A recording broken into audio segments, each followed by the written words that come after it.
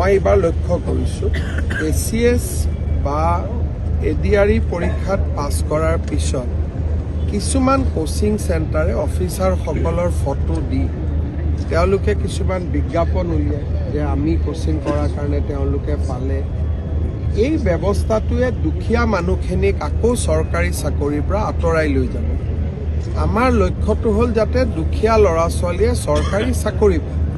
যদি কোচিং চেণ্টাৰত পঢ়িলেহে চাকৰি পায় তেতিয়াহ'লেতো আকৌ দুখীয়া মানুহবোৰ পিছ পৰি যাব।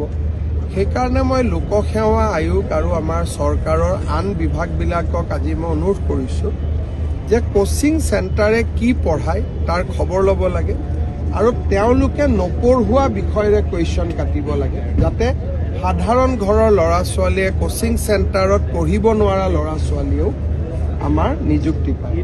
আৰু অফিচাৰসকলকো মই কৈছোঁ যে তেওঁলোকৰ ফটো দি যিবিলাক এডভাৰটাইজ কৰা হয় তেওঁলোকে যাতে কোচিং চেণ্টাৰ চলোৱাসকলক কৈ দিয়ে আজিৰ পৰা যে আমাৰ ফটোবিলাক যাতে আজিৰ পৰা নোহোৱা কৰি দিয়ে। কাৰণ আমি ইয়াত চৰকাৰী চাকৰিকেইটা দুখীয়া ল'ৰা ছোৱালীয়ে পাওক, মধ্যবিত্ত মানুহে পাওক, আকৌ টকা পইচা দিব পাৰিলে গোটেই কথাটোতো একেই হ'ব যে যোনে কোচিং পঢ়িব সিহে চাকৰি পাব।